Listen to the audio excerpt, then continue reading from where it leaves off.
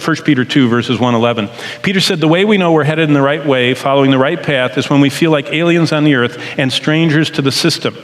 And if you look at 1 Peter 2:11, this is what he says. Beloved, I beg you as sojourners and pilgrims. Do you see why the people were called haters of humanity in the first century? They believed him. They said, we're just pilgrims and strangers on earth. This world is not our home. We're just passing through. And we're not going to go to those places. We're not going to attend those events. We're not going to witness those scenes that dishonor our God. And so, I beg you, as sojourners and pilgrims, abstain from the lusts of your flesh that war against your soul. Peter could still hear Jesus say, you can't serve two masters.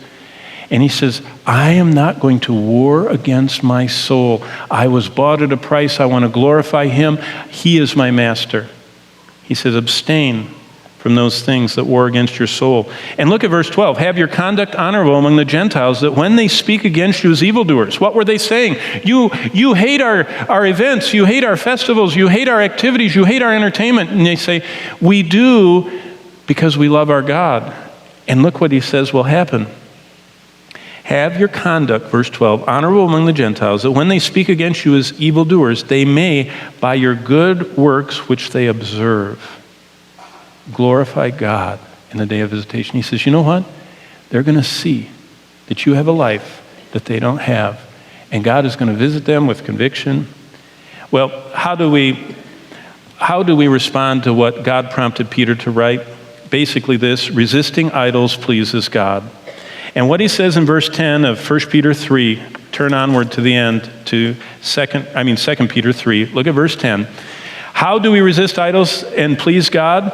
The answer God wants from us is in verse 10, by living for what lasts. Live for what won't burn up. Live for what you can never lose. Verse 11, by living for what pleases him. John put it this way, I don't want to be ashamed that you're coming. Well, what exactly is Peter talking about that displeases God? And I want to close with this. We have exactly 4 minutes. Turn back to 1 John chapter 2. The last time you have to turn. 1 John 2, it's to the right, over one page in my Bible. Look at verses 15 to 17. And this is what sums up what Peter was saying about this. Beware of these lusts you were born with. John said this, 1 John 2:15. Do not love the world, or the things that are in the world. If anyone loves the world, the love of the Father is not in him. Do you hear that? Mutually exclusive. You can't love one. You're going to either hold to one or the other. John, by the way, was sitting there too. John heard Jesus say this, and he repeats it all the way through his life. If anyone loves the world, serves mammon, lives for the cravings of what riches can buy, the love of the Father is not in him, John said. Verse 16. Now look at this. For all that is in the world, and he identifies 3 ways that lust attacks us. Number 1, the lust of the flesh. That's cravings of the body chasing pleasures. Our bodies crave for things and drive us to these pleasures, and we pursue them. That's called the lust of the flesh. Number 2, lust of the eyes. It's the lusting of the eyes chasing stuff. It's the finer things. Some people have baser desires, just cravings of their body. Others have refined desires. It's the craving of their eyes. It's nice, fine stuff. He said, watch out for the lust of the eyes, chasing stuff. And the pride of life, that's the boasting of our mouth, chasing status. And you know what he says? Chasing pleasure, chasing stuff, and chasing status, look at the end of verse 16, is not of the Father, but is of the world. And verse 17, the world is passing away, and all those lusts of it.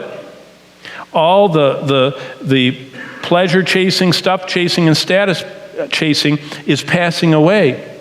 But look at the end. But he who does the will of God abides forever. Just like Lot's wife, when we long for what God has already said he's going to destroy, we displease God. You know how John ends 1 John? Verse 21 of chapter 5 says, keep yourself from idols. Don't let anything take God's place in your life, which makes it an idol.